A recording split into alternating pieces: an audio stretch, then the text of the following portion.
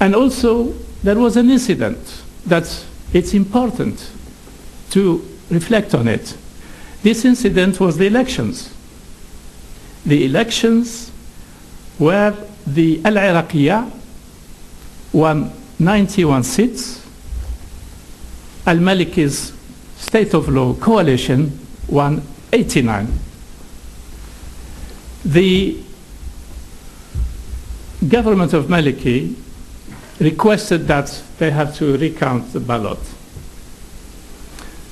The SRSG, who overseen the operation of the elections, stood for UNAMI, stood for the principles.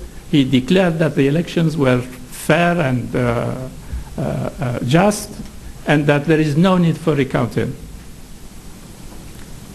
Al-Maliki will never tolerated this to the then representative of the Secretary General.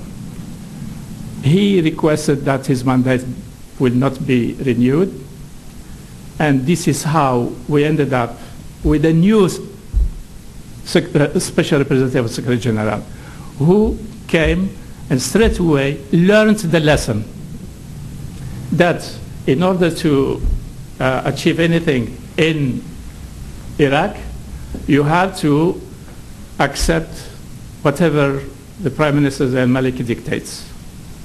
And from the very first day, this is the policy. UNAMI became just an instrument for closing down Camp Ashraf. I was the first person who drafted the first draft of the MOU. And I could assure you, Mr. Chairman, that the signed document was not the draft we agreed on with the Iraqis. The MOU was simply a document that was agreed incommunicado, in camera, between the SRSG, the Special Representative of Secretary General, and the Prime Minister himself.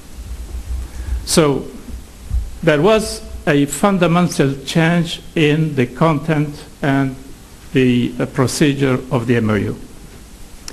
Camp Liberty. I was the first person to go and visit Camp Liberty. And I reported that Camp Liberty amounts, it is a detention center. Now, my visits to Camp Liberty, I always said that this is extremely unacceptable, particularly when we know. We talk about relocation. It's not relocation.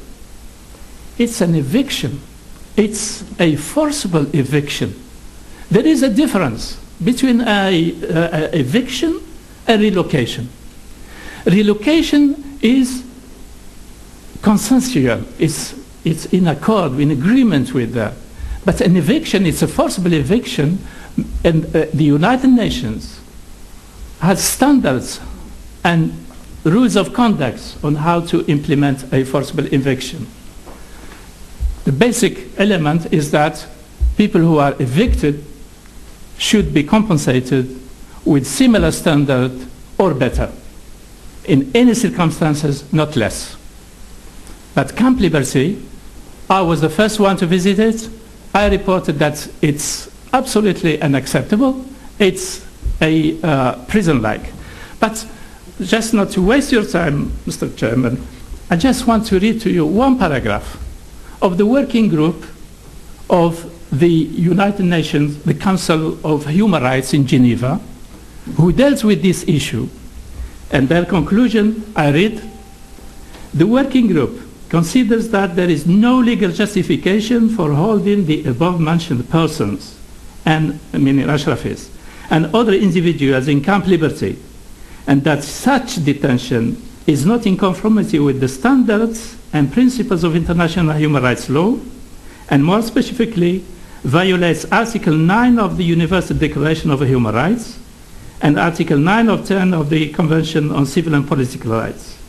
And I was, on the 30th of August, before this working group, testifying that their finding is absolutely correct and absolutely in line with my experience in UNAMI, having visited and having worked in Ashraf and Camp Liberty for 3 years and a half.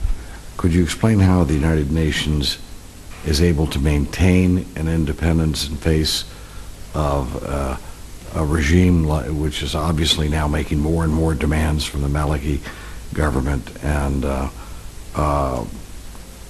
do you consider now the United Nations not to be operating independently of that government, or are they now, which we would say, are the stooges of the government? Yes, Mr. Chairman, I do confirm here in front of you that UNAMI has no independence whatsoever, that every issue dealt with regarding Ashraf is decided at the Prime Minister's office, and sometimes at the Iranian embassy in Baghdad. The Iranian embassy in Baghdad, I think that's an important point for us to underscore.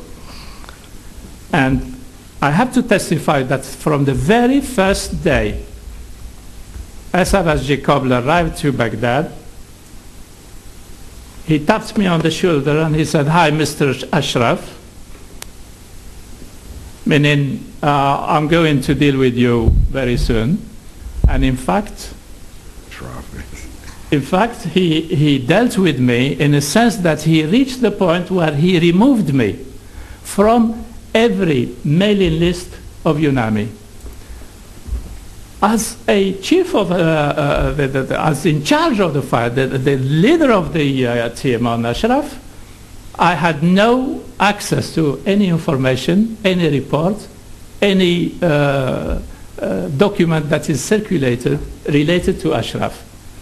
Not only that, I was banned from visiting Camp Ashraf and Camp Liberty. And it was at that stage I decided to resign because I don't deserve my salary anymore.